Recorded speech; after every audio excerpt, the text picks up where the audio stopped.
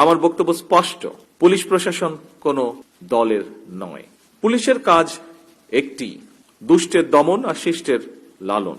গুম, অপহরণ কিংবা বিচার বহির্ভূত কর্মকাণ্ড কোনোভাবেই এই সরকারের পক্ষে গ্রহণ করা সম্ভব নয়। বর্তমান বিশ্বে প্রযুক্তিগত দক্ষতা সম্পন্ন একটি সুদক্ষ, আধুনিক, মানবিক পুলিশ বাহিনী ছাড়া জনগণের কাঙ্ক্ষিত সেবা নিশ্চিত করা কঠিন।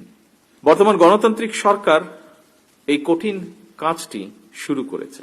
সুতরাং সাধ্য সামর্থ্যের সবটুকু দিয়েই সরকার আপনাদের চাওয়া পাওয়াগুলো অবশ্যই ইতিবাচকভাবে বিবেচনা করবে। বাংলাদেশ যেন আর কখনোই ফ্যাসিবাদ শাসনে ফিরে না আসে, আসুন আজকের এই 2026 পুলিশ সপ্তাহে এটি হোক আমাদের অঙ্গীকার। দেশের আইন শৃঙ্খলা পরিস্থিতির উন্নয়ন এবং জানমালের নিরাপত্তা বজায় রাখা বর্তমান সরকারের সর্বোচ্চ অগ্রাধিকার। ফ্যাসিবাদী সরকার নিজেদের হীন দলীয় স্বার্থে পুলিশ বাহিনীকে জনগণের মুখোমুখি দাঁড় করিয়েছিল। সেই অন্ধকার সময় পেরিয়ে এখন সময় এসেছে নতুনভাবে এগিয়ে যাবার। আমি মনে করি জনগণের বিশ্বাস অর্জন এবং সেই বিশ্বাস বজায় রাখাই পুলিশের সামনে বর্তমান বড় একটি চ্যালেঞ্জ। পুলিশের কাজ একটি, দুষ্টের দমন আর শিষ্টের লালন। জনগণের সঙ্গে পুলিশের সম্পর্ক হবে আইনগত এবং মানবিক। জনগণের সঙ্গে পুলিশের সম্পর্ক হোক আস্থা এবং নির্ভরতার। যে কোনো বিপদে আপদে জনগণ যেন থানা পুলিশকে তাদের নির্ভরযোগ্য আশ্রয়স্থল মনে করতে পারে। আপনাদের কাছে আমাদের এটুকুই চাওয়া। আমরা বলে থাকি জনগণ রাষ্ট্রের মালিক। জনগণ যদি মালিক হয় তাহলে এই মালিক যখন বিপদে পড়ে থানায় যায় সেখানে তারা আপনাদের আচরণে যেন কিছুটা হলেও রাষ্ট্রের মালিকানা অনুভব করতে পারেন, সেটি নিশ্চিত করা আপনাদের দায়িত্বের অংশ বলে আমি মনে করি। উপস্থিত পুলিশ কর্মকর্তা এবং সদস্যবৃন্দ, আমার বক্তব্য স্পষ্ট, পুলিশ প্রশাসন কোনো দলের নয়। বিধিবদ্ধ আইন অনুযায়ী পুলিশ প্রশাসন পরিচালিত হবে।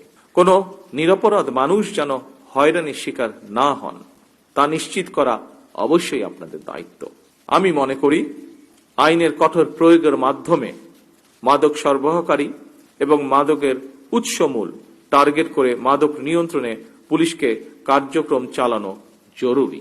মাদক, সন্ত্রাস ও দুর্নীতির বিরুদ্ধে আমাদের সরকারের অবস্থান পরিষ্কার।